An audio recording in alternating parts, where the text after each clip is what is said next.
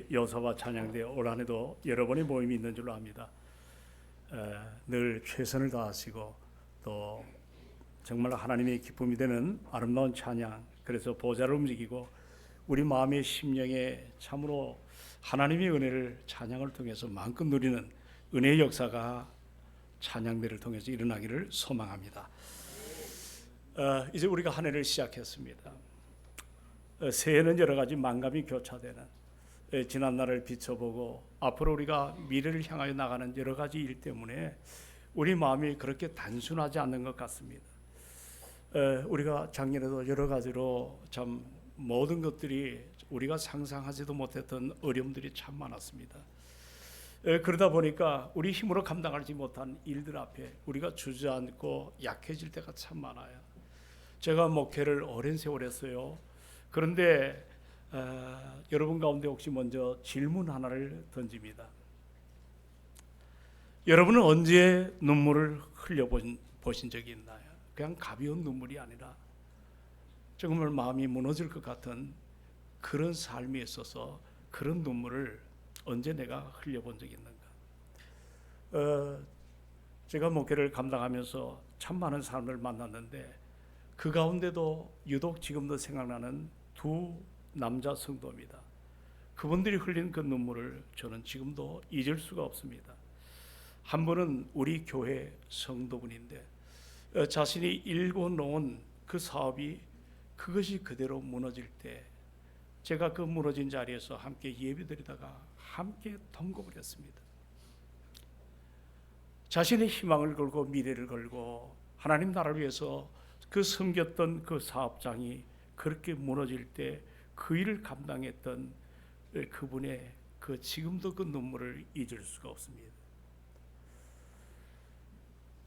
또 한 분은 제가 지도 목사로 있던 한 회사에 이분이 영락교회 한수 집사이셨는데 재계 서일도 참 그 아버지 때부터 시작했던 사업이 크게 번영을 했습니다.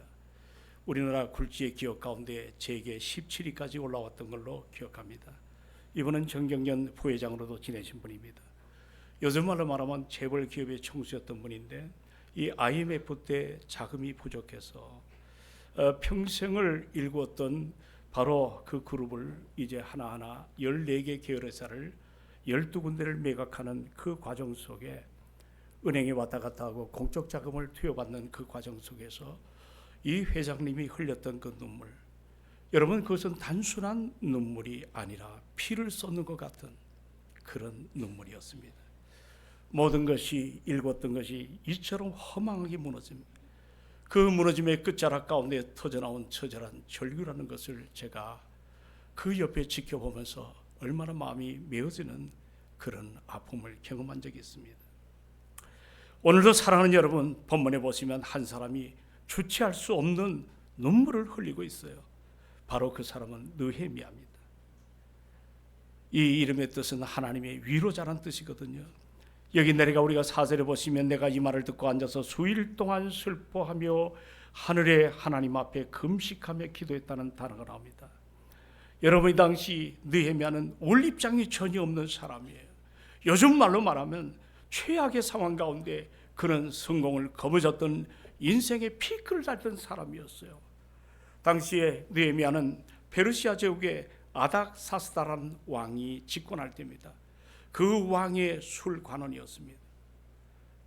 여러분, 이 술관원의 의미를 알면 이 사람이 어떤 자리에 있는가를 알 수가 있을 거예요. 요즘으로 치자면 대통령 비서실장이나 경호실장에 해당하는 권력의 핵심 가운데 핵심이었습니다.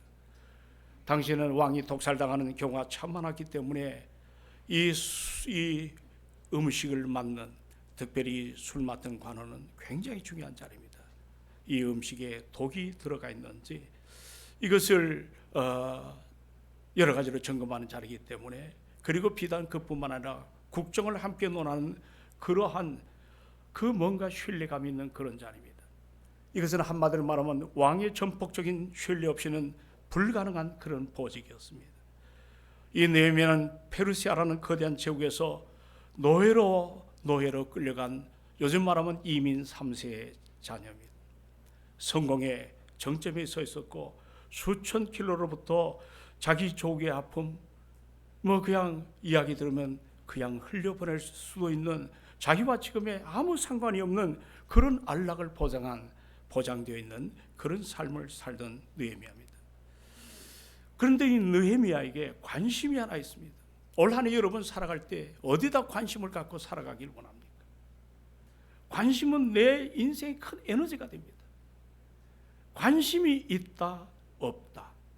여러분의 일반 사회생활에도 어떤 관심을 갖고 이 한 해를 시작하기를 원하십니까? 여러분 신앙생활할 때도 어떤 관심을 갖고 여러분이 지금 이 한 해를 믿음 생활의 하나의 점검을 하고 계십니까? 지금 느헤미야는 유다와 예루살렘 사람들의 형편에 관심을 두고 있었습니다. 우리가 만약 느헤미야였다면 어디에 관심을 가질까요? 여러분 모처럼 잡은 기회입니다. 이 수상궁에서 더 출세해서 자기 자리를 공고하게 만들어가는 그런 자리에서 좀 더 안락하고 편안한 그러한 삶을 사는 것이 아닐까요? 지금 느헤미야는 자기가 먹고 사는 그 문제에 아무런 걱정이 없는 사람이에요. 근데 오늘 1장에 읽어보면 피눈물을 흘리면서 탄식하며 그가 그렇게 기도하는 모습을 우리에게 보여줍니다. 저는 여기서 이 시대의 리더십을 가진 사람들의 자세, 오늘 우리 동성교회는 반세기를 지난 교회입니다. 적어도 이 가운데 훈련받은 사람은 시대 앞에 리더십을 가진 사람들이 교회 안에 아름답게 세워지는 이 지도력을 가지고 하늘의 세계를 바라보고 이 땅에 나에게 주어진 일들이 어떤 것인가를 고민하고, 우리가 여기에 오늘 인사도 나눴지만 우리 한 사람 한 사람이 그저 그렇게 살다가 가는 인생이 아니라 우리는 뭔가 하나님으로부터 소명의식을 갖고 리더십을 갖고 우리가 살아가야 되지 않나요? 지금 여러분의 환경이 무너져 있나요? 이제는 일어설 것 같지 않나요? 여러분 좋습니다. 어떤 자리에 있다 할지라도 우리 하나님 살아계심을 믿으시기 바랍니다. 그 하나님 오늘도 나를 통해 영광을 받으시기를 원하십니다. 그런데 세상적으로 말하면 성공의 자리에 선 사람이에요. 아쉬울 것이 없는 사람이에요. 근데 왜 이렇게 4절에 수일 동안 슬퍼하고 금식하고 그렇게 기도를 했을까 하는 이 이야기를 우리가 한번 눈여겨봐야 될 줄로 압니다. 여러분, 느헤미야의 눈물은 단순히 사업이 망해서 흘린 그런 눈물이 아니었어요. 자기의 자식이 잘못되어 가지고 흘린 그런 눈물도 아닙니다. 그의 눈물은 다른 것이 아닙니다. 당신이 사랑했던 같은 동족, 그 언약의 백성인 히브리 사람들이 꿈을 상실하기 시작한, 그들의 꿈이 무너진 이 소식을 듣고 그는 울었습니다. 여기 그 내용이 2절로부터 3절에 나오죠. 우리 한번 다 같이 한번 말씀을 함께 받들어 봅니다. 2절로 3절에 자, 다 같이 시작.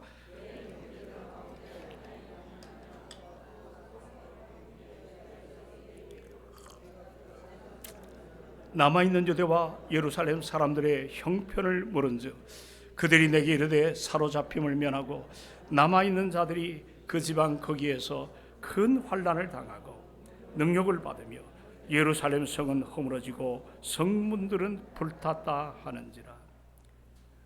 자, 소식을 들었어요. 자기 동족이 커다란 환난을 당했다는 겁니다. 그리고 능욕을 받았다는 겁니다. 그리고 경고했던 그 예루살렘 성은 허물어졌습니다. 성문들은 불타버렸습니다. 여기서 소개되는 큰 환난을 당했다는 말은 요즘 젊은 사람들은 이 용어를 잘 모를 거예요. 그러나 여기 적어도 60세 이상 된 분은 우리 옛날 시골에 다 살았지 않습니까? 이제 수학기가 되면 여러분 곡식을 타작할 때 그 타작기를 가리키는 말입니다. 우리말로 말하면 멍석을 깔아놓고 도리개질을 하는, 땅에 곡식을 이제 깔아놓고 도리개를 힘껏 내리치게 되면 곡식알이 전부 떨어집니다. 환난은 마치 우리 신자들 땅에 눕혀놓고 도리개로 치듯이 호되게 다루는 인간 이하의 그런 정말 아픔을 당하는 것이 큰 환난입니다. 그리고 여기 또 하나 단어가 있습니다. 저는 능력이라는 단어가 참 무섭습니다. 그냥 우리가 사도행전에 능력받았다, 능력받아, 예수님이 능력을 당하셨다, 이런 단어의 의미를 모른다면 그냥 스쳐갈 수 있어요. 그러나 능력은 인간으로서는 입에 참아 담을 수 없는 수치를 말합니다. 예수님이 그러셨죠. 십자가에 달릴 때 얼마나 부끄러운 수치를 당하셨습니까? 죄 없는 그분이 죄 많은 나 하나를 구원하기 위해서. 우리가 이것을 그저 감상적으로 그 사건을 그렇게 이해를 해서는 안 된다는 말입니다. 이 능력을 당한다는 말은 길거리에서 힘없는 여인네들에게 그 폭력을 가진 이방 군사들 앞에 몹쓸 짓을 당하는, 바로 이것이 능력이라고 표현합니다. 당시에 역사를 잘 정리했던 요세푸스라는 사람은 이 당시 상황을 이렇게 표했습니다. 그 당시 예루살렘 길에는 날마다 시체가 질비했다. 자, 뭐가 질비했다? 시체가 질비했어요. 성곽이 없기 때문에 이방인들이 공격을 해오면 그냥 대책 없이 속수무책으로 당해야만 됐습니다. 여러분, 여기에 성벽이 없다는 것은 단순히 돌담이 무너진 것이 아닙니다. 그들의 보호막, 그것이 사라졌다는 말입니다. 이제 주변 민족들이 언제든 쳐들어와서 그들이 가진 얼마 되지 않는 재산을 빼앗습니다. 자녀들을 잡아갑니다. 그리고 여인들을 능욕하는 무법천지였다는 의미입니다. 그러므로 여러분, 성벽이 불탔다는 말은 그 도시의 어떤 그 자존심이랄까요, 행정 능력이 완전히 마비가 되었다는 걸 상징합니다. 그런데 문제는 이런 외적인 문제도 우리에게는 아픔이 오고 고통이 오는데, 더 큰 문제가 바로 뭐냐면 이 백성들이 문제 앞에 꿈을 잃어버린 거예요. 거기 와서 1차, 2차 귀국을 했잖아요. 열심을 가졌는데 끝도 없이 밀려오는 고난의 한복판에 저들이 소중한 마음에 담겼던 꿈이 무너져가는, 이제는 송두리째 짓밟힌 것을 보게 됩니다. 이제는 더 이상 버틸 힘이 없어요. 일어설 힘이 없어요. 다시 재건한다는 건 여러분 꿈에도 상상하지 못하는 모습입니다. 오늘 여러분 제목이 뭐예요? 한번 따라합시다. 꿈을 꾸다 멈춰진 사람들. 자, 꿈을 꾸다가 멈춰졌다. 나는 오늘 이 안에 살아가면서 여러분들 가운데 꿈을 꾸다가 멈춰진 사람이 없기를 주의 이름으로 축원합니다. 너무 서글프잖아요. 이제 퇴직을 하고 명퇴를 하고 여러 가지로 참 이 세상에 내 가치가 떨어지는 상황 가운데 우리에게 다가올 것은 두려움이에요. 미래에 대한 두려움이에요. 꿈이 사라지는 거예요. 상실감이에요. 희망이 사라져요. 옛날 이런 문제가 30대만 주어졌어도, 아니 40대만 이런 일이 있어도 다시 한번 재도전할 텐데, 이제 60세 70세 바라볼 때 이 황혼기에 우리가 어떻게 감당하겠어? 오늘 여기에 본문에 보는 이 사람들은 외형적으로 모든 재산을 잃었습니다. 가족의 상처가 있었습니다. 그러나 그보다 더 힘든 것은 이들에게 꿈이 상실당한 것입니다. 여러분, 주님이 제일 쓰기 어려워하는 인생이 있다면 누군지 아세요? 꿈이 없는 사람들이에요. 어떤 사람? 꿈이 없는 사람. 청년들 잘 들으세요. 나도 여러분의 시절을 다 겪어왔던 사람이에요. 너무 힘이 들어서 막장 인생도 살아봤던 사람 중에 하나입니다. 그러나 저는 거기서 포기하려고 하지 않았습니다. 꿈이 없는 사람들은 될 대로 되라고 살아갑니다. 삶의 의욕이 사라집니다. 인생을 다 포기한 사람입니다. 그러나 사랑하는 여러분, 비록 이 사회가 나를 포기하고 내 형제들도 나를 포기하지만 나 스스로 아직 성령 안에서 하나님, 나는 하나님의 자녀입니다. 그리고 나 자신을 포기하지 않았다면 바로 그 자리가 희망의 자리임을 믿으시기 바랍니다. 여기 나온 느헤미야의 뜻이 뭔지 아세요? 아까 말씀했습니다. 따라합시다. 여호와께서 위로하신다.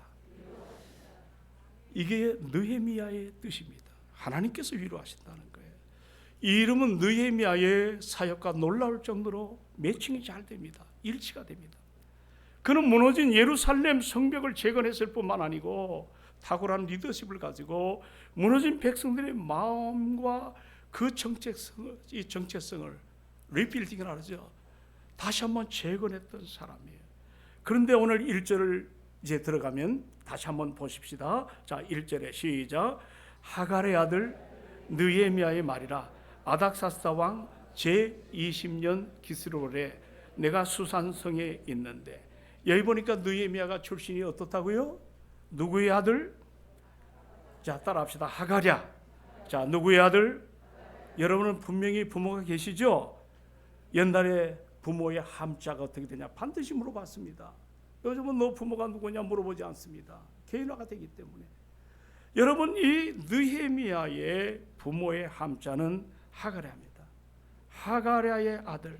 그럼 우리는 여기서 한 가지 짚고 넘어가야 됩니다. 이 하갈야가 도대체 무슨 뜻인가? 이 하갈야는 여러분 여호와가 좌치를 감췄다. 더 나아가서 여호와가 어둡게 하셨다는 뜻이에요. 자, 부모가 왜 이름을 지어줬을까?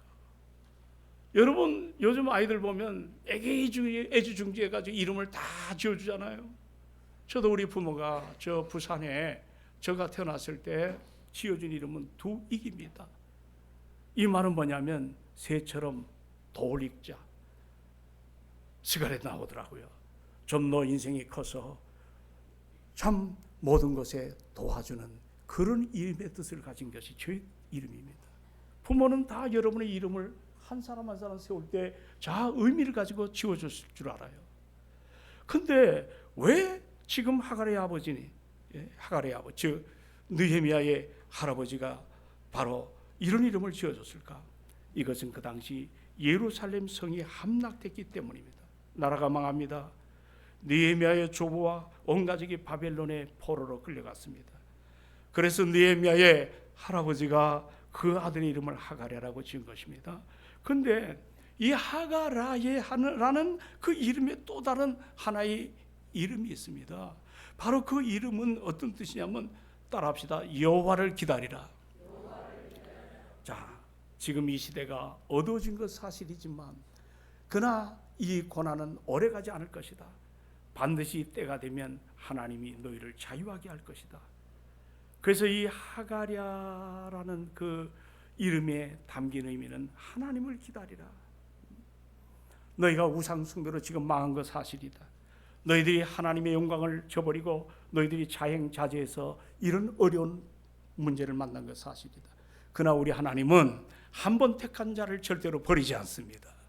고난의 채찍이 있어도 연단의 아픔이 있다 할지라도 그것을 단련하여 나를 새롭게 하시는 것이 하나님의 은혜이십니다. 오늘 여러분 그때 우리 이름을 좀 아는 것도 필요한 것 같아. 느헤미야는 요즘 말하면 여러분 이민 3세입니다. 제가 얼마 전에 좀 벌써 이제 시간이 많이 가네요. 로체스터 집회에 제가 메인으로 쓰진 않았지만 세컨 스피커로 거기서 섬긴 적이 있습니다. 그때 그 유명한 세계적인 목회자들이 몇 분 와서 설교하는데 거기 보니까 이민 2세대, 2.5세대 한 3천 명이 로체스터라고 하는 그 카나다와 미국의 끝자락에 있는 그 도시에 3천 명이 모여서 은혜를 받는데 제가 놀랐어요. 미국은 부흥이 끝났다. 카나다 안 된다 하지만 3천 명이 로비에 텐트를 치고 중보 기도를 만들고 또 그 로체스터 지방에 하나 있는 모든 호텔을 다 빌려가지고 렌트해가지고 그렇게 은혜를 갈망하는 그런 모습을 보게 되었습니다. 여기 지금 느헤미야는 3세입니다. 이민 3세. 시도군이 조상 때부터 끌려와가지고 노예 아닌 노예로 살아가는 이런 모습 속에서 적어도 3세가 지금 그 어려움을 디딤돌로 삼고 요즘 말하면 엄청난 신분이 상승한 겁니다. 정치에 가장 축복된 자리에 선 겁니다. 이 정도면 자기의 축복을 보관하고 관리하고 더 이것을 구축하기 위해서 애를 써야 될 텐데 느헤미야는 여기에 대하여 성공에 연연하지 않았습니다. 여러분, 비록 자기 백성들이 저렇게 자빠진 것 사실이지만 느헤미야는 눈 한 번 감고 내가 그런다고 달라질 게 뭐 있어. 우리 그럴 때 많잖아요. 교인들 가운데 누가 어려움을 당하면 내가 거기에 신경 쓴다고 그 가정이 뭐 달라지겠는가. 우리 주변이 어려움을 당할 때 내 하나가 뭔가 애쓴다고 뭐가 달라질 거야. 오늘 시스템 구조 속에 참 어려운 문제거든요. 그러니까 그럴 만도 해요. 그러나 느헤미야는 내 하나가 한다고 달라지는 거 없는 것 같지만 그러나 그는 방관하지 않았어요. 족의 지금 아픈 문제를 그가 어떻게 합니까? 다시 한번 시선을 집중하고 그 문제를 파헤쳐 가려고 하는데 그게 도대체 뭘까? 저는 이제 내일부터 새벽에 한 주간 우리가 새벽 기도를 감당합니다. 여느 때처럼 여러분 그런 자세를 가지고는 안 됩니다. 이제는 정신을 똑바로 차리고 내가 나이가 들든 힘이 들든 어떤 자리에 있든 갈망하는 마음으로 다시 한번 내 흐드러진 마음을 좀 추스리는 이런 자리에 우리가 서야 될 줄로 믿습니다. 오늘 느헤미야가 감당했던 것 중에 하나가 뭐냐면 5절입니다. 자, 다 같이 한번 읽도록 합니다. 5절에 다 같이 시작. 이르되 하늘의 하나님 여호와 크고 두려우신 하나님이여, 주를 사랑하고 주의 계명을 지키는 자에게 언약을 지키시며 긍휼을 베푸시는 주여, 자 무엇을 하나이다 간구한다고 표현합니다. 간구한다. 지금 느헤미야가 했던 일은 뭘 하고 있죠? 하나님께 기도, 그 맞습니다. 기도합니다. 먼저 하나님 앞에 도움을 구하는 기도입니다. 물론 현실적으로 아닥사스다 왕의 행정적인 결재가 없다면 예루살렘의 중건, 이거는 불가능한 일임을 느헤미야가 왜 몰랐겠어요? 그러나 그는 세상 왕보다 더 높은 이 모든 것들을 경영하신 하나님 앞에 무릎을 꿇습니다. 그리고 세상 왕의 결재보다도 하나님의 결재를 받기를 원했던 것입니다. 그리고 엎드려 기도합니다.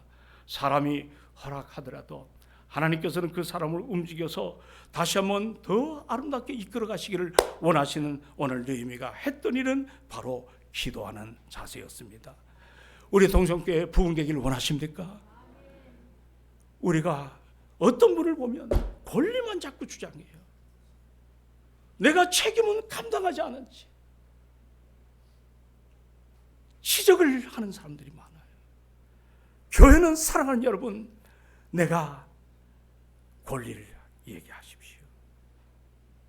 그러나 때로는 책임도 가져야 됩니다. 지금 느헤미야는 엎드려 기도하기를 시작합니다.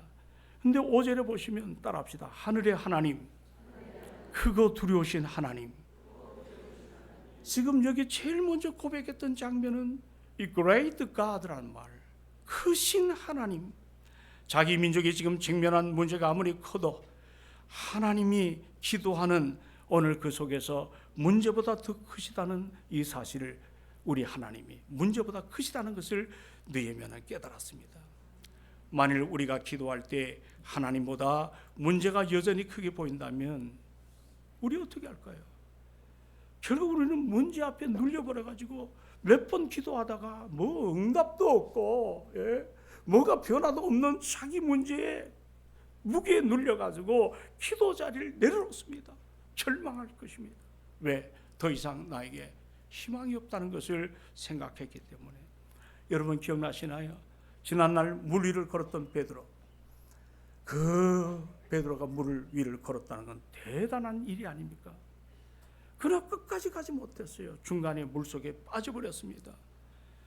그가 당신의 시선을 주님께 둘 때는 파도가 몰아쳐도 두려워하지 않았습니다. 그러나 시선을 파도에 두기 시작하는 순간부터 주님은 작게 보이고 파도만 크게 보입니다. 그러자 그는 믿음 없는 사람처럼 벌벌 떨고 두려움 속에 절망하는, 그래서 그 자리에 바닷속에 빠지고 만 것입니다. 오늘 여러분의 인생 좀 달라지기를 소망합니다. 하나님의 기쁨이 되기를 소망합니다. 지난날의 하박국처럼 모든 것이 상실당해도 크신 하나님이 나와 함께 하신다, 이 믿음이 우리 안에 일어나기를 주의 이름으로 축원을 드립니다. 제가 오늘 본문을 말씀을 하다가 내려가서 11절을 묵상을 해봤어요. 자, 11절을 같이 한번 읽어봅니다. 자, 11절 다 같이 시작. 주여 구하노니 귀를 기울이사 종의 기도와 주의 이름을 경외하기를 기뻐하는 종들의 기도를 들으시고 오늘 종이 형통하여 이 사람들 앞에서 은혜를 입게 하옵소서 하였더니 그때 내가 왕의 술관원이 되었느니라. 아멘. 오늘 여기에 느헤미야가 기도한 것 중에 하나가, 따라합시다, 은혜를 입게 하옵소서. 제가 과거에 놓쳤던 단어입니다. 이 은혜를 뭐라고 얘기했죠? 입게 해달라. 이거는 보통 우리가 놓칠 수밖에 없는 단어 중에 하나인데 왜 이 기도를 느헤미야가 간구했을까? 첫째는 여기 1장 1절에 느헤미야가 살던 시대의 왕 이름이 누구죠? 맞습니다. 아닥사스다 왕입니다. 이 아닥사스다 왕은 성벽을 중축하는 일을 반대했던 사람이에요. 이게 무슨 말인지 아십니까? 이 사람 앞에 지금 내가 조국에 가서 성벽을 쌓는다는 거 이거 여러분 허락할까요? 하지 않을까요? 허락 안 합니다.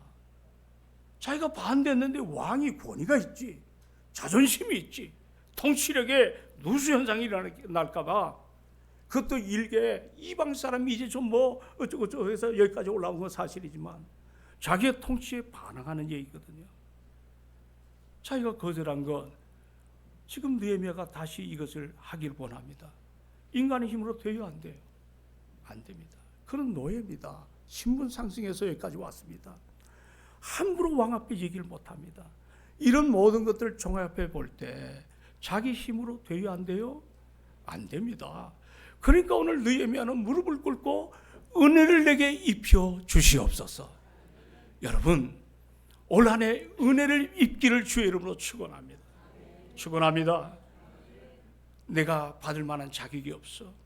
내가 누릴 만한 건덕지가 없어. 그러나 주께서는 나의 의지와는 상관없이 우리 하나님이 일방적으로 베푸시길 원하시는 호의가 은혜임을 믿으시기 바랍니다. 그러므로 우리 동성교회는 이 은혜의 힘으로 우리가 믿음으로 아름답게 살아가는 이 열정이 여러분 가운데 충만하기를 원합니다.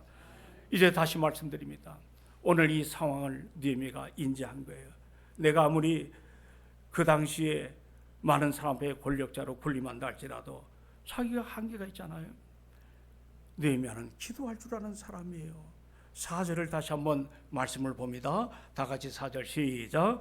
내가 이 말을 듣고 하늘의 하나님 앞에 금식하며 기도했다. 여기 느헤미야가 취했던 액션이 있어요. 네 가지 동사가 나오죠. 첫째는 울었다는 표현, 두 번째는 슬퍼했다, 세 번째는 금식했다, 네 번째는 기도했다는 겁니다. 지금 느헤미야는 이 역말이 멀리 떨어진 저 고국에서 들려온 비보를 보고 가슴이 아팠어요. 지금 자기는 페르시아 왕궁에서 호의호식을 하고 편안하게 살았어요. 그러나 자기 동족의 고통과 아픔과 그들의 상처를 외면하지 않았어요. 그리고 그는 사랑으로 이 문제를 감당하기를 원합니다. 어제 어느 장로님 한 분이 저녁에 와 청소하다가 우리 교회 어느 성도가 지금 몸이 아픈데 어떻게 됐느냐. 제가 그 이야기를 들을 때 참 고맙게 생각했습니다.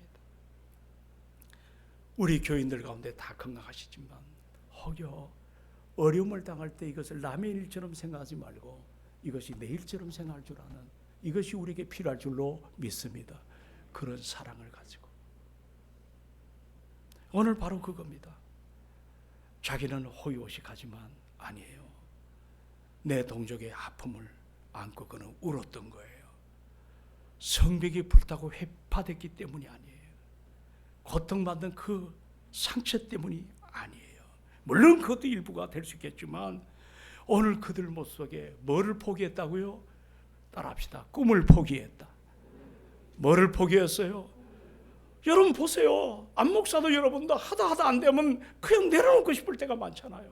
꿈을 포기하는 거예요. 그럴 때 우리에게는 점점 절망의 늪에 헤어나오지 못할 정도로 빠질 수밖에 없습니다. 난 오늘 여러분에게 선포합니다. 2026년도 살아가면서 절대 여러분 포기하지 말아야 될, 여러분 다 알고 있지만 다시 한번 정리해 봅시다. 따라합시다. 첫째, 예배를 포기하지 마라.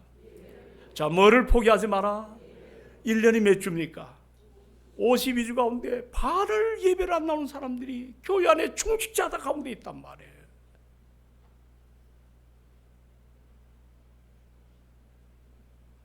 예배가 뭐예요? 하나님 앞에 나를 드리는 거예요. 이 땅이 주지 못하는 하나님의 신령 세계를 예배를 통해서 말씀으로, 성령으로, 기도로, 찬양으로 내게 적셔지는, 그래서 내가 하나님과 더 신실한 하나님과의 만남 속에 이루어지는 그 축복의 현장이 예배임을 잊지 않기를 주의 이름으로 부탁을 드립니다. 이 소중함을 왜 포기할까요? 어떤 분은 아파도, 옛날 기억나시나요? 우리 장로님 한 분이 암으로 얼마 남지 않았다는 선거를 받으셨어요. 이분이 산부 예배 기도입니다. 저는 잊지 못합니다. 삼성병원에서는 가지 말라고 막 뭐라 그랬습니다. 의사가 그거 만류하고 이 자리에 올라오셔서 기도하셨어요. 정말 저번 속에 자신은 살 날이 얼마 남지 않은 걸 알면서도 병원에서는 가지 말라고 했음에도 불구하고 여기까지 올라와서 기도하셨어요. 여러분, 올해는 예배를 포기하지 않기를 주의 이름으로 축원합니다. 두 번째, 기도의 자리를 포기하지 말자. 따라합시다. 기도의 자리. 기도의 자리를 포기하지 마세요. 기도는 하나님과 영적 교제입니다. 옛날에 믿음으로 산 사람은 기도 속에서 하늘의 신령한 은혜를 공급받았어요. 이 땅에 내가 감당하지 못하는 문제를 하늘의 지혜를 갖고 이 땅을 다스렸던 사람들은 공통점은 그들은 배우든 배우지 못했던 그들은 기도하는 사람이었습니다. 흔히 말합니다. 나는 골방 기도해요. 나는 어디 가서 기도해요. 천만에요. 여러분, 합심 기도, 중보 기도, 은혜의 기도의 자리에 우리가 함께 서시기를 주의 이름으로 축원합니다. 왜 이렇게 화면이 적은가요? 합심 기도의 자리에 서시기를 주의 이름으로 축원합니다. 내일 새벽부터 이 어둠을 갈라냈어요. 제가 어제 이 저녁에 와서 기도하는데 머리에 모자를 안 쓰니까 머리가 터질 것 같아서 기도하다 내려왔어요. 이젠 저도 바빠요. 기도해야 됩니다. 새벽기도 포기하지 않으려고 합니다. 여러분, 기도의 축복을 받기를 주의 이름으로 축원합니다. 여기 수영록교회 정피터 목사님이 부흥회로 오셨습니다. 중학교 때부터 새벽기도를 했어요.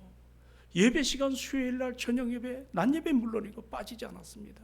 기도를 포기하지 않았습니다. 공군 ROTC로 제대하고 나서 그가 임지가 결정되지 않으니까 저쪽에 있는 그 어디입니까? 수색 쪽 가는 한 기도원에서 바위에 널브러 앉아서 하나님 하고 그분은 어려울 때도 기도하셨어요. 기도 포기하지 않기를 원합니다. 세 번째, 따라합시다. 재정의 관리. 무슨 관리? 나는 여러분들 조금 이따 재정장님 나오셔서 얘기할 텐데 우리 교회가 11조만 제대로 하면 어려움 다 극복할 줄로 믿습니다. 중직자들이 재정이 땅에 묶여 있어요. 그거 사라지면 다 죽는 줄 알아요. 그러나 우리 인생이 이 땅이 영원한 것 아니에요. 적어도 나를 중직으로 삼아주셨다면 재정에 대하여 투명하시고 하나님의 은혜 앞에 11조든지 하나님이 기뻐하는 일에 우리가 최선을 다하는, 이번에 우리 장로님들 가운데 기술을 갖고 계실 때 천정이 무너지는 거 다 고쳤어요. 배들전 다 고쳤어요. 나는 모르긴 몰라도 저도 공고 출신이기 때문에 그런 계산상을 생각할 때 이분이 제시한 금액보다는 훨씬 많은 금액이 나왔을 텐데 얼마 금액을 청구하지 않은 걸 보고 마음이 아팠어요. 여러분 중직자들이요, 재정의 관리를 잘 하시기를 주의 이름으로 축원합니다. 아멘 합시다. 우리가 재정의 관리를 중직자들이 바로만 할 수만 있다면 우리 주의 교회는 선교하고 봉사하고 구제하는 일에 좋은 열매 맺혀질 것이고 나중에 대차 대조패를 이렇게 볼 때 하나님이 함께 하셨다는 것을 깨닫게 될 줄로 믿습니다. 잘못하면 잘못된 데 다 새나갑니다. 다 새나갑니다. 재정의 자리에 포기하지 않고 마지막 하나는 헌신의 자리. 따라합시다. 헌신의 자리. 헌신의 자리를 포기하지 않기를 주의 이름으로 축원합니다. 사명이죠. 주님이 나에게 맡긴 심부름이죠. 이거를 감당할 때 우리는 지적보다는 섬김이 나타나고 정죄보다는 감사가 나타나고 남이 못하는 건 내가 할 수 있다고 하는 소망이 싹틀 줄로 믿습니다. 그러다 보면 일 안 하던 사람이 은혜를 받기 시작합니다. 함께 반드시 세워가는 그런 아름다움. 여러분, 느헤미야의 주제가 뭔지 아세요? 따라합시다. 다시 세운다. 자, 잊지 마세요. 느헤미야의 주제가 뭐예요? 이 재건, 영어로 리빌딩이라고도 표현해요. 근데 이거는 단순히 외적인 건물만 세우는 것이 아니고 우리 심령도 리빌딩이 일어나는 것을 느헤미야는 지금 우리에게 말씀합니다. 오늘 여러분 외벽만이 아니에요. 여러분의 심령도 리빌딩 되기를 주의 이름으로 축원합니다. 다시 심령이 새로워지기를 주의 이름으로 축원합니다. 이제 오늘부터 7번의 시간을 가져요. 새벽마다 이제 한 장 한 장 살펴볼 거예요. 은혜를 나눌 거예요. 여러분, 오늘 정말 어린아이에서부터 어른이 이르기까지 우리가 한번 믿음으로 살아가기 위해서 달려나오시기를 주의 이름으로 축복합니다. 하나님은 새벽을 그냥 지나치지 않으세요. 새벽은 하루 중 가장 조용하고 가장 먼저 하나님께 드리는 우리의 마음을 아낌없이 내놓는 시간이거든요. 성경 역사 가운데 새벽에 기도한 사람들에게 하나님은 분명히 복을 주셨습니다. 새벽은 하나님의 마음을 먼저 붙드는 시간이거든요. 지난날 마음이 합한 하나님 마음이 합한 다윗을 보십시오. 여호와여, 내가 아침에 주님께 기도하고 바랍니다. 그는 왕이었어요. 그는 전쟁의 영웅이었어요. 그는 하루의 일과를 기도로 시작했어요. 그는 어떤 상황 앞에도 흔들린 법이 없었어요. 기도하다가 하나님의 뜻을 깨닫기 시작했어요. 그리고 이 땅이 주지 못하는 하늘의 신령한 복과 또 자기에게 주어지는 사명의 복을 마음껏 누릴 수가 있었습니다. 여러분, 새벽은 따라합시다. 새벽은 눈물의 기도가 응답으로 바뀌는 시간이다. 할렐루야. 한나를 보세요. 자식이 없어요. 너무 번통했잖아요. 그러나 그는 아침 일찍 일어나서 실로에 가서 기도했다고 했어요.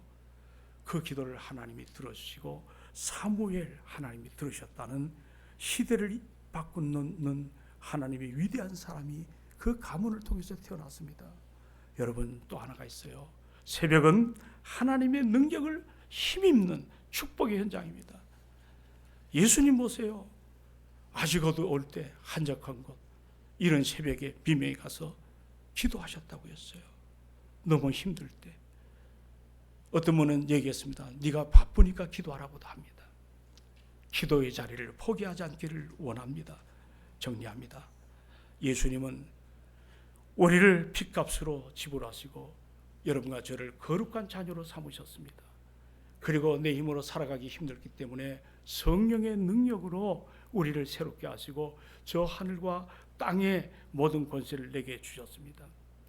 더 놀라운 말씀은 요한복음에 보면 여러분, 주께서 하신 일보다 너희는 더 큰 일도 할 수 있다고 하는 기대와 비전을 허락하심을 믿으시기 바랍니다. 그런데 왜 우리가 이렇게 무력한 삶으로 살아갈 수밖에 없나요? 꿈을 잃어버렸기 때문입니다. 꿈을 잃어버렸기 때문입니다. 꿈을 잃어버렸기 때문입니다. 내 삶이 신앙화된 것처럼 굳어있는 돌덩이처럼 딱딱해져서 뭔 얘기라도 들으려고 하지 않는 이런 내성에 악한 것이 들러붙어 있기 때문입니다. 꿈을 잃은 겁니다. 이제 우리 교회가 단마음을 갖기를 주의 이름으로 축원합니다. 회복이 일어나야 될 줄로 믿습니다. 열심을 품고, 따라합시다. 열심을 품고 주를 섬기자. 기도하십시다. 이제 아버지 느헤미야를 묵상합니다. 미리미리 집에 가셔서 1장부터 13장까지 정말 계속해서 읽어나가는 우리가 되기를 원합니다. 오늘 신앙의 사람, 참된 믿음은 얼마나 안 넘어지냐가 아니라 넘어진 자리에서 얼마나 빨리 다시 일어나느냐, 이것으로 결정됨을 믿습니다.